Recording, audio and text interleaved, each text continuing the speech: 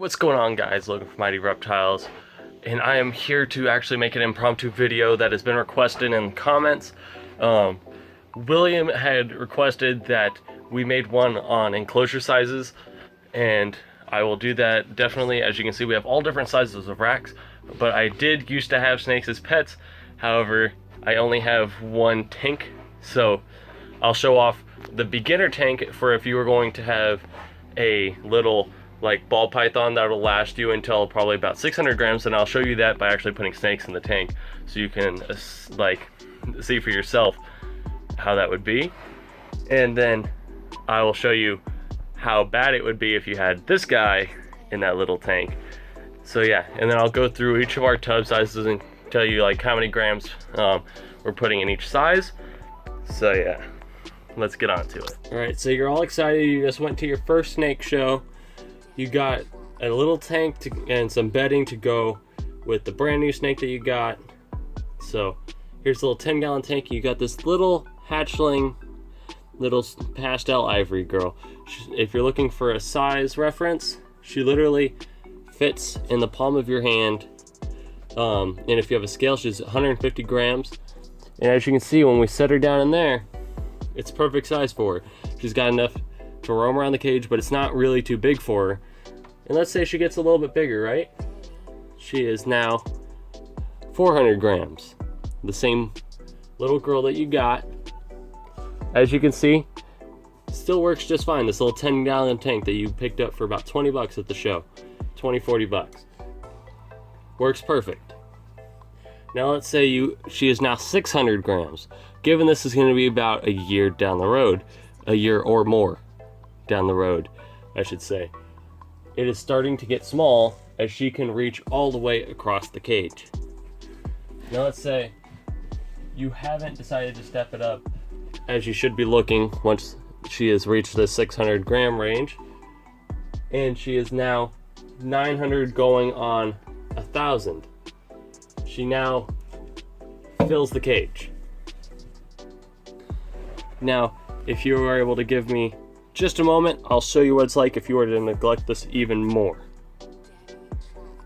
Alright, so now you have that same little girl who somehow turned yellow somewhere across there. She's probably about a year and a half, 2 years old at this point. She's at 1,000 grams. But let's say she's now 5 years old. You still have never taken her out of this one. And she is now over 2,000 grams. That snake definitely does not fit in this little 10-gallon tank. Now, given I don't have any bigger tanks... Oh, he sees the girl. No. You're not. No. Okay. So here, let me show you what our tubs are and what size range we put them in. Right. So here's the story of how our ball pythons go from small to big. We have our little 6-ounce little tubs here. They have heat tape on the back. And these go for all up until they're about 250 grams. As you can see, is the original girl I showed you. So then after that, they move over here to our vision rack for all of our little ones. All up until they reach 500 grams. As you can see, here's the little 400 gram guy I showed you. From there, they're gonna run all the way across the room. And if they're a female, they're gonna go into here. If they're a male, they're going to go into here. And for here, we just have them here until they reach probably about 1,000 grams. These are some 25 quarts. I probably should have mentioned those are 16 quarts over there. I believe 16 or 12. And then over here, these are all 25s as well. And these are where all of our girls go. As you can see, she's 600 right here. Fits her quite nicely. But then as we go down, you'll see that girl I showed you guys, she's at just about 1,000 grams, and she hid back in her hide, which I need to put back in its original spot. Oh, sorry, girl. As you can see, she fits this really nicely. Probably about time for her to go up. And then once they're breeding size, we move all of our girls into these 41s.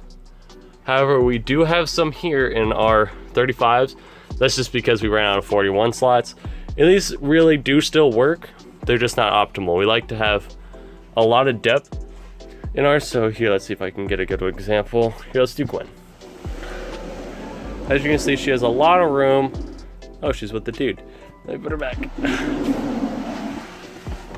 Here's Lori. So they still have a lot of room.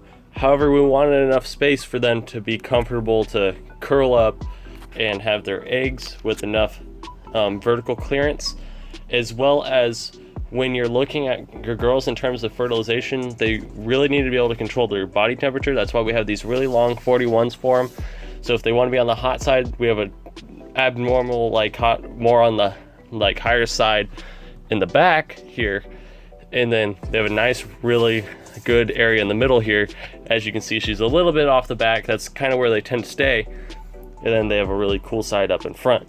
So there's a really nice heat gradient for them here. And then our guys, when they come out of here right around 1,000 grams, they step over here to these are 35s, where as you can see, for a male, that's perfect. Males typically don't get much over 1,500 grams. So it's kind of abnormal that we have this guy down here, the Mystic Potion, where as you can see, he's still pretty much fine in here, but he doesn't have the space to really lay out like all the girls do. So yeah, that was a really basic little kind of look over. I hoped it helped, William. But yeah, just in terms of size, it's probably, if you're going with a tank, a 10-gallon will work probably up until 600. You'll visibly be able to see that the tank is actually getting too small for your snake. But if you're getting a baby snake, just get the 10-gallon, and then probably a year and a half later, you're probably gonna have to upsize it. Or you can just start on a 25-gallon tank. That's what I see a lot of people do, and then they actually just put decorations and stuff in there.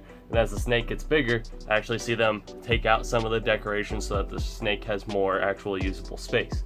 So that's one way you can go about it. However, obviously our preferred way, since we have so many snakes, is the rack system, which works just fine. So yeah, hope that helped you. There you go. And anyways, that's it for this. Like the video if you enjoyed it, subscribe if you haven't already, and I will see you guys in the next one. See ya.